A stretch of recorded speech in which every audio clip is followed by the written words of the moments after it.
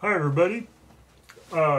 In the course of my I don't know what you'd call this, spiritual retreat or sabbatical or whatever, I've been very recently guided to check out a new topic. Now, this wasn't really part of a channeling session, but one of the new subscribers, one of the recent subscribers to my channel had a video, I think it was right on her page or something, as one of her favorite videos or something, that was about a person stuck in like a, I don't know what you'd call it, a catatonic state, or they're basically stuck in this deep hypnosis while they were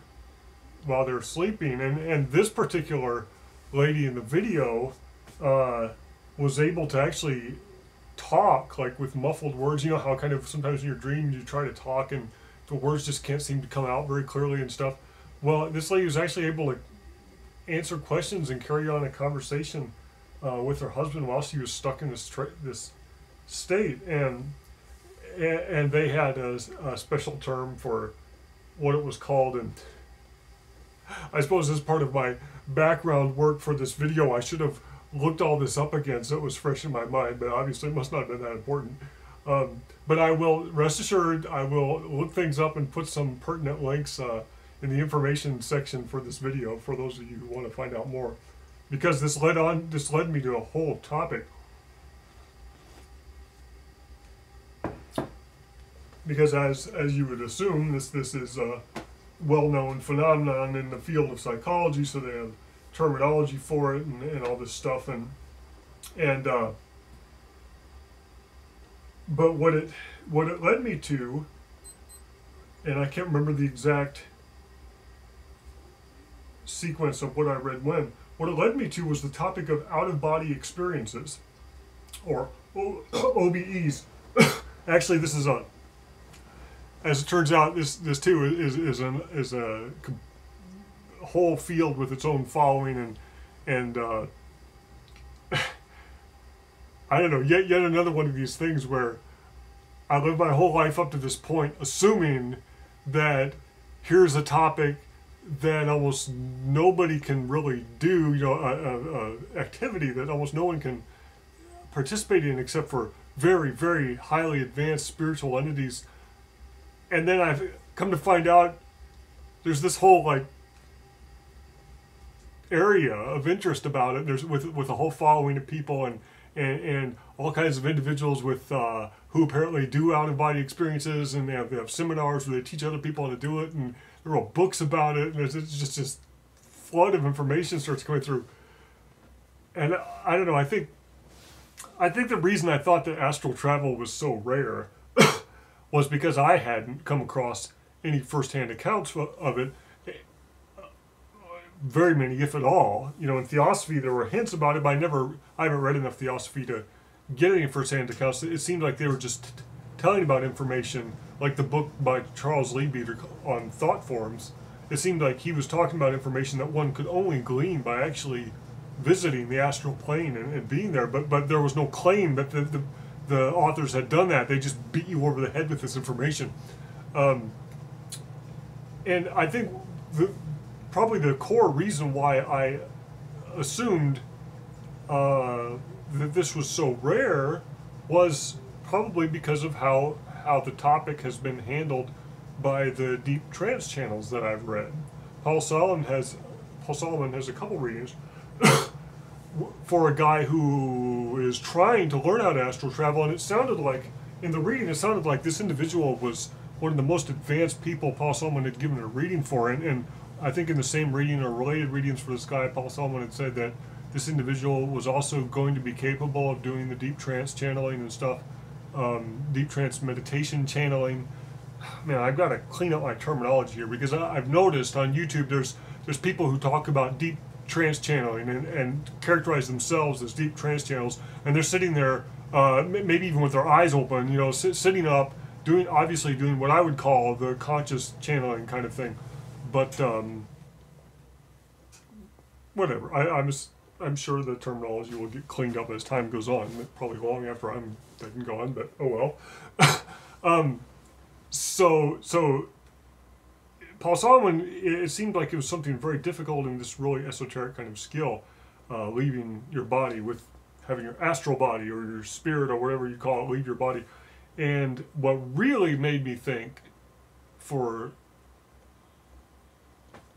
like the last 15 years or something, that it was so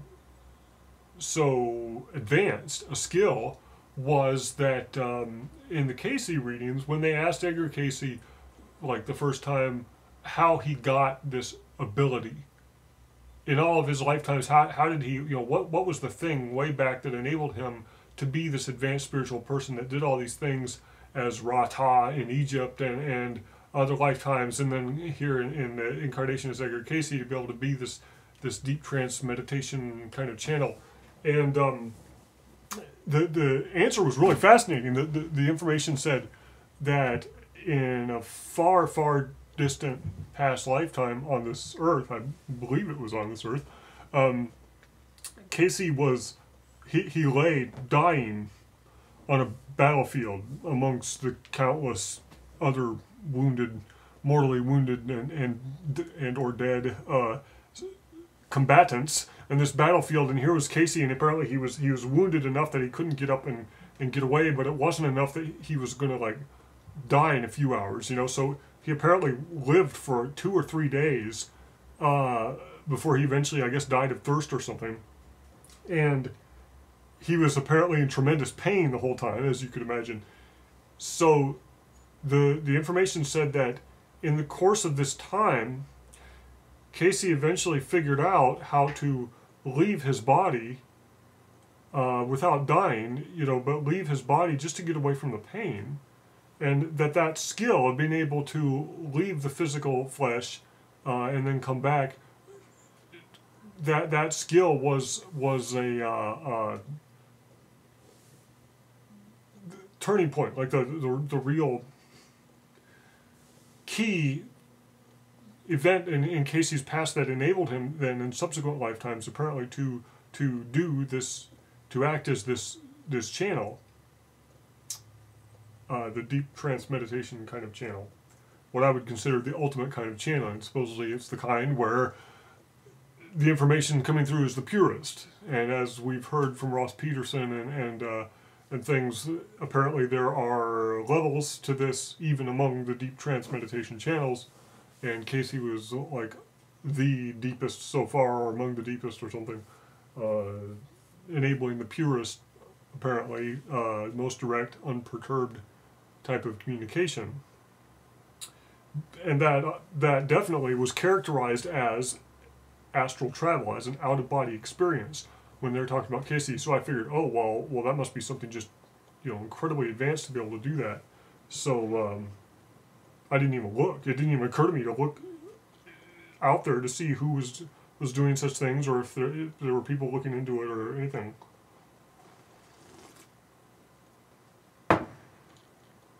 I mean, as almost everybody probably has by now, I'd heard a few accounts of the near-death experience kind of thing, where people would be like floating above their body in the hospital and see the bald spot on the back of the doctor's head or something, things that they couldn't see normally, and come back and talk about it. And that was all very, very well and interesting, but I don't know, I didn't, I just figured, oh yeah, well sure, if you want to 99% kill yourself, then maybe that'd be a way to do it, but it didn't seem very, very reliable or consistent a means to stay alive and yet continue to be able to do this out-of-body thing. So, eventually all my reading on Wikipedia and elsewhere led me to, of course, Amazon, my favorite place to look for spiritual material, because then I can search for a phrase like out-of-body experience, and then get the best-selling stuff and see who's, and then read all the reviews and see what people recommend, and see what the most liked works currently out there are. And the top of the list was, and of course I have an interlibrary loan sticker on top of it. I just love this kind of thing. Well, it's Adventures Beyond the Body by William Buhlman. Sorry, the cover's all covered up. I do intend to buy this book too. I just haven't had a reason to, since I get this for like till June. But yeah, it's by Buhlman, B-U-H-L-M-A-N. I'll put a link. I'll put a link to it on the info for the video.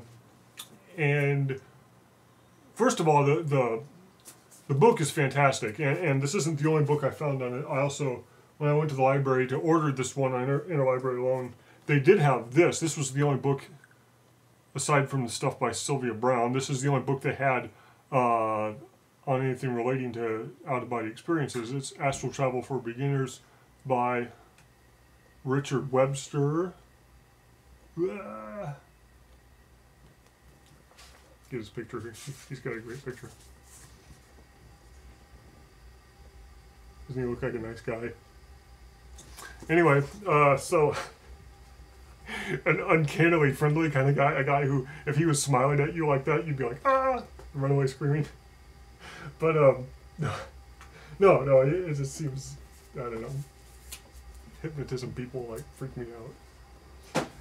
Always seems like they program themselves so much with all this stuff that they're like, you know, they've got these layers of sincerity that are just, I don't know. Maybe it's just me, but so that was a great book. Webster has a lot of techniques. He's obviously done it himself. He's, for a long time, he had taught, when he wrote this book, and he had taught people how to do it for a long time, and so, you know, I'm sure you stick with it, this would be a good enough method to get you there. And the Adventures Beyond the Body has probably just about as many methods as Webster, and a lot of them are the same or similar. But what's really unique about this is William Buhlman gives a lot of his own experiences. He like took detailed journal notes ever since he started doing this in 1972, and so he just straight out prints a lot of those journal entries, and so you get to read about a lot of his experiences, and that's what really does it. You know, it starts to give you a taste for the possibilities of the kinds of things that people can do, because it seems that a lot of the astral travel stuff, people stick around in the astral plane or in consensus environments where there's like a consistent background environment, like in the astral plane. Apparently it's just kind of like here, where there's buildings and cars and parks and houses and people are all just kind of living this parody of everyday life, or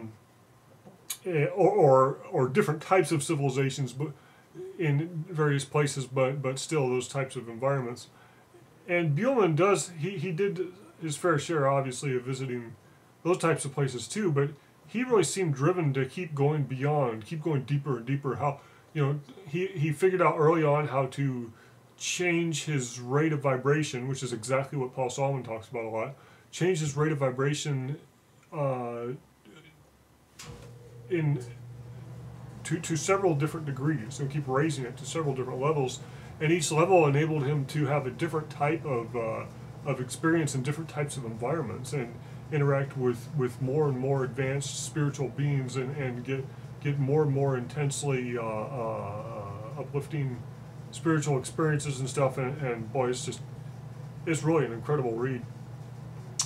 But both these authors, and especially Buhlman, they have this strong thrust where they're all about, look, people, you don't have to take anybody's word for it anymore. You know, you don't have to you don't have to find people to believe, like find this or that channel to believe, or this or that religious teaching to believe, or this or that tradition to believe, or this or that person to believe.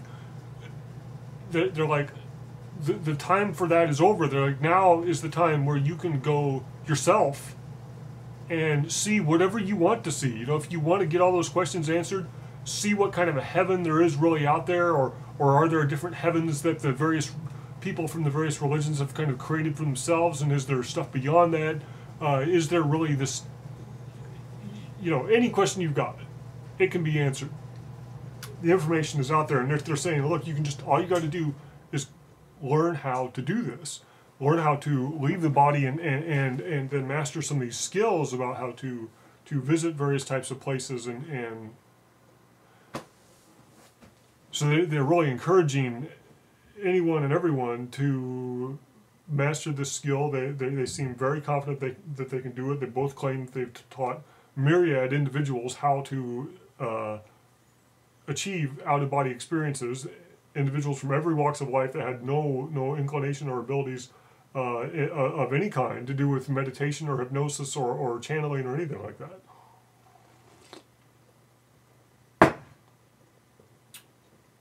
So, you know, obviously, I don't know, for me, I'm like, oh, well, I've got to try it. And as my guide is fond of saying, there are no coincidences, and I'm sure there's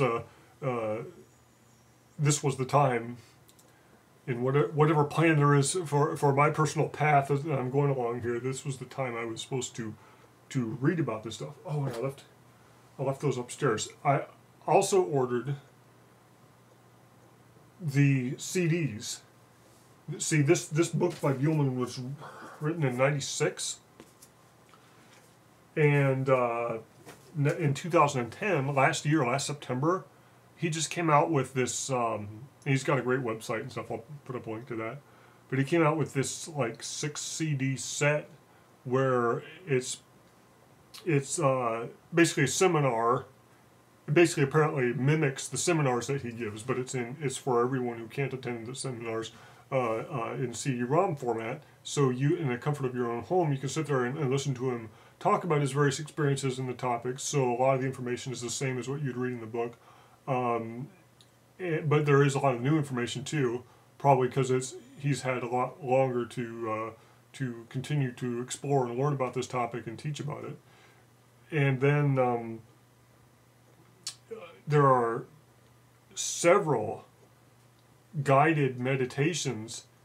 Like on each disc, there's at least one, sometimes 1 to 3 guided meditations going through completely. You know, he goes through the whole getting you relaxed thing and the hypnosis kind of thing, and getting you down into this trance state every time, so you don't have to, there are no shortcuts. You know, it goes through this complete process. Every guided meditation is a complete process where you can just use that one. If that's the one you latch onto and works for you, you can just use that one again and again and again to eventually achieve, apparently, these out-of-body experiences. And so he has a number of different types so that you can, he suggests first you go through the whole 6-disc set and listen to all the information and try all the different techniques, and then the one or ones that really, basically he said, first of all, just pick the one that resonates the most with you, you know, that you really are drawn to, and try that technique for 30 days. Because he said, even in his experience, when he decided to start trying this, it took him like 21 days of every single day trying his technique and going at it, 21 days before he achieved his first out-of-body experience. And then, of course, they all say after that, it's like, you know, once you get a taste for what it's like, then it becomes much easier very quickly to do it all the time and to do it quite reliably. So I'm going through it right now. I'm doing just that, listening to all the CDs and stuff, and really looking forward to what I can. I mean, who wouldn't look forward to what they could achieve? Because first of all, just there are some major things that I would just die to want to try. You know, that I'm just dying to know, such as, first there's this Paul Solomon. There's a reading they have of his up on the website. That's not really a reading. It's him giving like a first-hand account of him witnessing himself flying one of these flying craft in ancient Atlantis, and he's talking about the visual displays it has and how it works and how it functions, as if he's there currently utilizing it and kind of discovering it or whatever. And that really struck me as odd. I wondered what that was because they didn't have any background information for it. And it seemed like some kind of hypnotic regression session or something. And, and these other authors, they say that definitely, yes, you can go back and visit any point in history and just be there as if you were there. And then, of course, you can visit all of your past lifetimes and see what happened and everything. And so that would be just nuts to be able to do that, because we have these scraps of information from these various sources, and if you read the reading I got from Douglas Cottrell, I was asking about the science and technology that they were using for rejuvenation therapy in ancient Atlantis, according to Casey, and Cottrell's sitting there saying, well, what we are looking at here is not a single activity, and both he and Casey, and I think even Paul Solomon, they talk about how there were lots of different therapies that were all combined with some of the same types of devices, using the crystal, using light, but there's just lots of other stuff, and that it was really a deep and rich topic. So to be able to go back there and even I don't know if you can only witness things, but if you could like converse with people, and obviously you could converse with individuals familiar with such technologies that are wherever they are today, but just think of the possibilities. Think about being able. Here I am trying to channel my guide Erebon, I think is his name. I think about the being able to sit down face to face with whatever entity or entities are that you're channeling, if you're channeling, or even if you're not, just to be able to sit down with your spirit team in whatever realm you can meet together and ask whatever you want. Sit there and say, did I get your name right? What does your name really mean? Did you just make it up? And be able to sit down and have a conversation and meet the people. I mean, it just seems like the ultimate kind of psychic development skill. Here I've been so focused on channeling, and like my ultimate dream has been to achieve deep trance meditation channeling, like Casey and Solomon and stuff, and it always kind of caught my attention where when I asked about that, Douglas Cottrell, in his reading for me, he kept saying, when you ask the question, you limit the mind, as if by just asking, could I achieve deep trance meditation, or are these valid deep trance meditation channels, kind of like it seemed like he was insinuating that I was focusing the question too narrowly, implying that there were other things that one could do in relation to the realms beyond that were just as valuable, if not more valuable, that would not at all be characterized as something like channeling. And this, of course, if it's as possible as these people say it is, and you can do the kinds of things these people say you can do, well, heck yeah. I mean, I can tell you what I'm going to do, man. Number one, we're sitting down with the spirit team and getting all the details hashed out. No more secrets. Everybody's going to know who everybody is on a first name basis, and no more beating around the bush.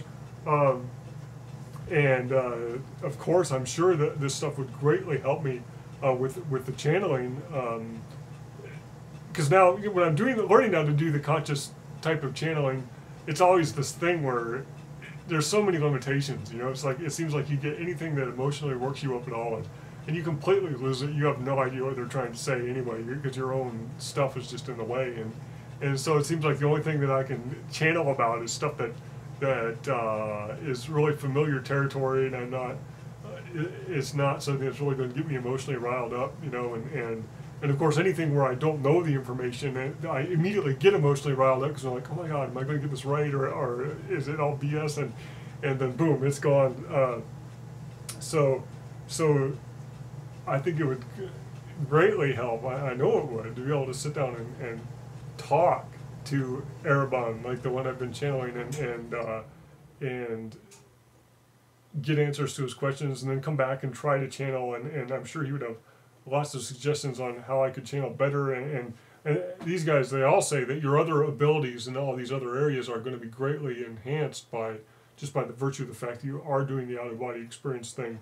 And by its very nature, it's this tremendously accelerated path of spiritual growth. Because sky's the limit as far as what kind of places you can visit and what kind of experiences you can have and who you can interact with and what you can learn. And basically, it's just up to you. The only limitations are what you can handle. You know, so basically, you can learn it as much as you can handle.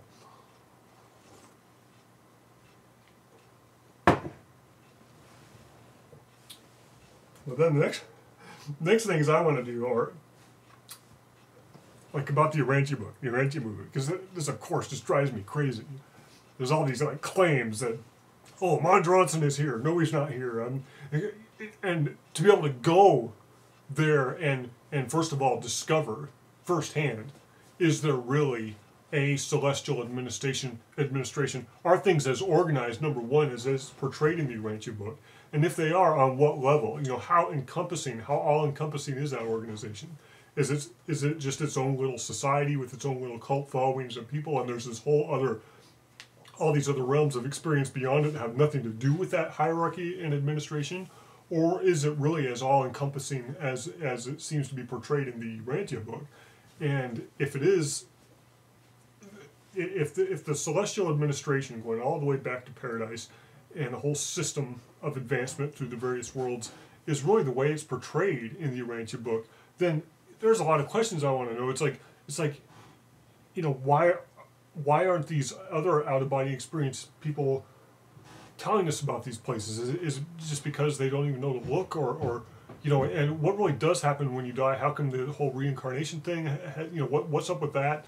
You know, I want to find this stuff out. I want to go there and talk to these people, talk to the entities that supposedly were channeling the Urantia book, and I want some questions answered. You know, it's like, okay, so what about this reincarnation thing? What about this Dr. Sadler thing? What really was up? You know, how come this book has obviously been altered? And more importantly, is there some way that now that once I get to this point, if I can do this out-of-body travel thing and go wherever I want, visit wherever I want, perhaps access the Akashic record as much as I want, that kind of a thing, well, is it possible for me to go get the original version of the Urantia book? No, I don't know if that would involve going back in time to those and witnessing the initial channeling events. And these out-of-body experience guys, they say it's notoriously difficult to get any meaningful amount of concrete information like that. You know, it seems fairly straightforward to have somebody write down a short number, a name or something on a piece of paper, and then go see it when you're doing your out-of-body travels and then come back. But to be able to get even a few pages from a book or something, you know, it seems to be difficult, if not impossible. But it really seems with this type of interaction, the sky's the limit. It brings up a lot of questions, because it's like, how is the astral projection experience, the out-of-body experience, related to the deep trance, the channeling type experience? Because it seems like the Casey source was saying that in being deep trance channeled, one of the necessary skills was to be able to have an out-of-body experience, because they seemed to say several times that's what Casey was doing. He would basically be astral projecting elsewhere while his body remained in this catatonic state and was then available to be a pure channel. So that brings up some interesting points. You know, if I can do the out-of-body experience, am I just going to naturally then be available to be a channel? Can I just talk to my spirit team or whatever and say, hey, this is what I want to do, and then have somebody sit there and ask questions while I'm in the state? Or can I do things? Can I like figure out some skill where I could have my hand on a pencil, and you know, a pencil in hand and on a pad of paper while I'm laying there and scribble things down? You know, get enough of a connection to myself to scribble things down, or just find some way of getting information while I'm in the out-of-body state, getting information into the real world here, or this lowest vibrational state, concrete, nuts and bolts, flesh and blood reality kind of world. And man, it seems like sky's the limit as to what the possibilities are. You know, is there some way I can start to interact with computers or other types of information technology on the other side, or their counterparts, and I don't know, just write information straight to a hard drive, or type up things in a word processing document, or take images, and because in the skull experiment, you know, these entities seem to be able to imprint things directly on film. Can I sit there in whatever astral library there is with the Akashic record, and go to their photocopy machine or wherever it is, and just start, you know, imprinting pages of the original Urantia book straight to a stack of film I've got sitting next to my body that's in trance or something. I don't know. It seems like there's all kinds of really interesting things you could try to attempt to bridge the gap. You know, get meaningful information. I mean, obviously you seem to be able to get meaningful information just personally and remember it. That seems to be fairly natural, since apparently you're fully conscious while you're doing this astral travel kind of thing. With some caveats, apparently, if you get into the out-of-body experience while you're sleeping, then it's more like a lucid dreaming kind of thing, and you have to be writing, you know, taking your dream journal and taking notes to be able to remember the stuff. Which that brings up a whole bunch of interesting points, you know, because it does seem from those two sources I've read so far that there's, in a way, it's the same thing to be able to achieve out-of-body experience in your sleep, and a lot of their methods are kind of like, as you go to sleep, you repeat this affirmation, and then you wake up out-of-body, and then, you know, the question is that like a lucid dream? And they do seem to say that sometimes you have to tell yourself while you're in the out-of-body experience, I will remember this, or, you know, really make some kind of focused effort to remember it towards the end. So in some sense, it does seem like a dream where you could lose information if you don't get it down right away. But nevertheless, you have all that at your disposal. So obviously, I could sit down and have conversations with whoever and get some basic answers. You know, like which papers were tampered with, and what's going on here. Can we get it fixed? Or is that even desirable? Or are we even allowed? Is it meant to be broken? You know, is there Urantia supposed to be broken? Or are we allowed to get more information like that? I mean, obviously, if I can visit these places the book talks about, if they're really there, and see them and witness and see what's going on, I mean, that seems like it'd be useful. Have like first-hand accounts of someone who's actually gone there and seen the places and say, oh yeah, this really is like it says in the book, or this or that is not like it says in the book, or here's what the book didn't tell you about, or you know, I think there's lots of information that a person could get just that way. But I'm really intrigued about how this seems to be like a backdoor or a shortcut around a lot of the obstacles posed by the channeling process. So, for instance, the entities that are trying to get information about this new electricity through Matthew Lewin, would it be possible to just sit down and talk to those entities and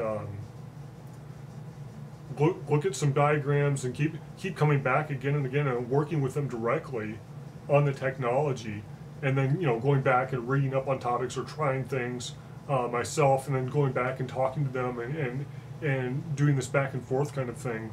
It seems like it would be even more conscious and hands-on and direct, with less opportunity for error on the part of a channel. You know, just because it seems like, especially doing the conscious channeling,